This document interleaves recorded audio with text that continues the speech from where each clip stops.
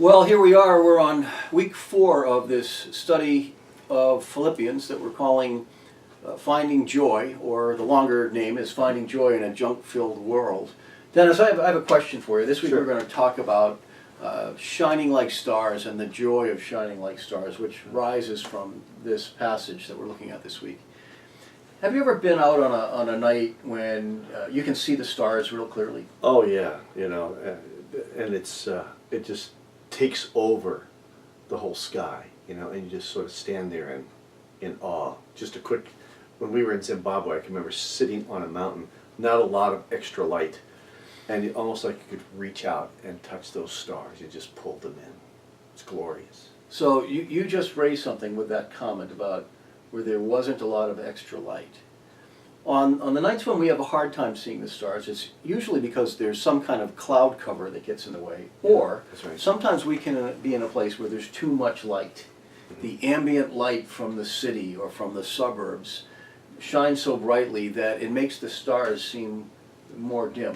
Mm-hmm. But on those nights when it seems like the stars are just jumping out of the sky, it's usually because the context is one of absolute darkness all around. Yeah. And the stars shine more brightly in the darkness. Yeah. So I want us to think about that a little bit this week as we read and wrestle with Philippians chapter 2, verses 12 through 18, because the Apostle Paul talks about how Christians have an opportunity in the midst of darkness to shine like the stars in the sky, and that's his goal.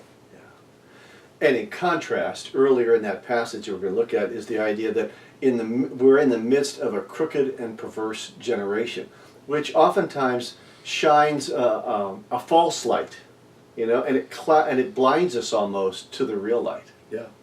And you were talking about some instances just recently that have come up, in the media that I thought might be interesting. Just hit a couple of those highlights. I was thinking about this passage several times over the last few weeks, as some of the events that have exploded onto our newspapers and into our news and into our social media courses have had kind of some conflicting messages.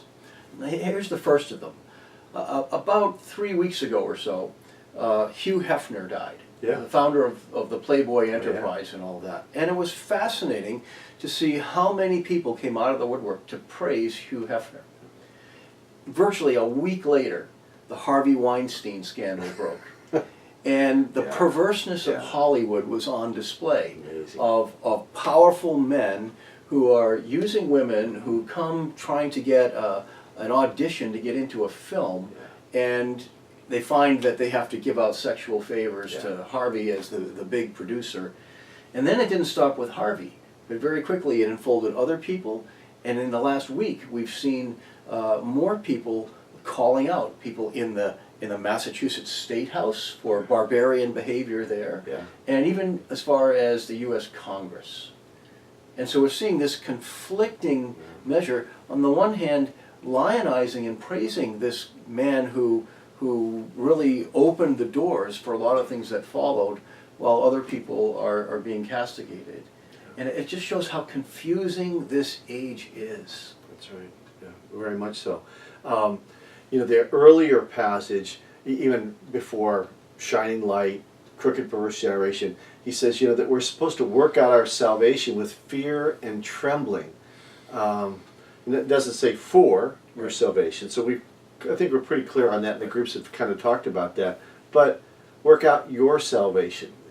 There's a personal side to that. It's your personal walk with God that you want to live out, and this is to a church, a particular church. And as you and I were talking, I'm convinced that like all local churches, I bet you the Philippian church had a distinct personality, perhaps a bent or a style or things that they did maybe better than others. In one, they came alongside Paul, so we know they were a generous church. Right. What would you say are some of the characteristics of North River that makes us, if we were to work out our salvation as a church to live out our uniqueness, what are some of the things that you've seen about North River that...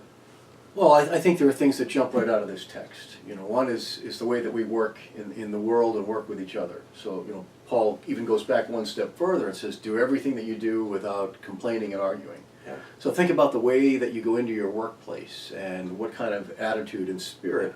We just talked last week about having the same attitude and mindset of Jesus. Yes. Now Paul is challenging us to take that mindset with us wherever we go. So in the workplace, at church, in the various kinds of activities that we're involved in the community.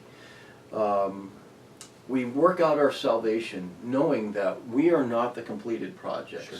That we are people who are forgiven, we are justified by grace, and therefore that gives us a new outlook on life and a lack of fear rather, of being judged by God or being condemned by God.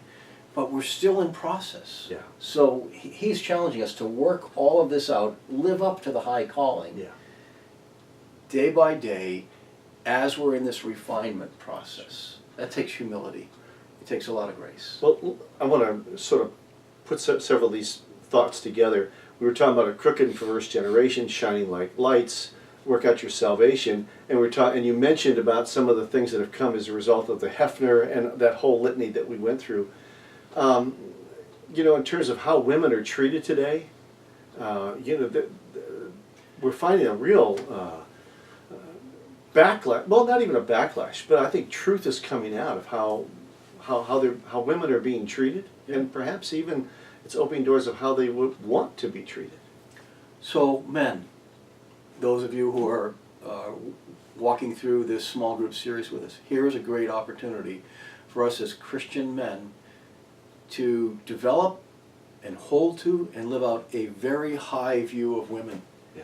Because our world has a very confusing standard, and in many cases has reduced women to how they look on a camera or in some other way, and rather than full human beings who have a soul and who have character and who have hearts and lives and husbands and children and families and everything else. Sure.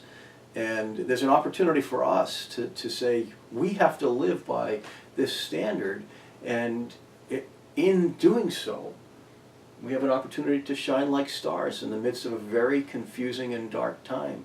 And I have news for you. If the men of the church at large will treat women the way that Jesus treated women, this place will be mobbed with people who are drawn because that is attractive. That sure is, sure is. And we were talking about, guys, if you're wrestling with this concept of how to treat women, the issue of pornography and addictions, let me encourage you. We've got a new series that the Guywire Ministry is promoting. It's called the Conquer Series, and it's coming up shortly, and you can still get in on that and be a part of that. So let me encourage you to consider being part of that. I believe it's an 8-week series, and it'd be well worth the investment in your life and the life of your family, and even as you relate to women in and around your world. There's a couple other things, Paul, just going back to that shining light so we can wrap this up. We've got some opportunities coming up here at North River. You know, we've got Operation Christmas Child, Shining Like Stars. We've got Angel Tree right around the corner. And then, of course, we've got the Mary Mary Breakfast that's coming up, an opportunity for women to invite women to this event and hear about this unique Jesus. Yeah, ladies, think about this opportunity. We all have friends who are not churchgoers and friends who are not Christians. And this breakfast is really designed with that in mind, for you to bring along not your Christian friend who has all kinds of other fellowship opportunities from another church, but your friend who might have questions and who won't enter a church on a Sunday morning but might go out to breakfast with you. That's an opportunity for you to shine like a star, holding out the word of life to a friend who really needs that word of life. This whole season is going to be filled with opportunities for us to shine like stars. And Paul is saying this is what happens when we live out the Word of God and we live after the example of Jesus. Outstanding. Well, we look forward to hearing what God will be doing in and through you and your group in the days to come. So enjoy this series and seek to put it into practice. Thanks for being part of this.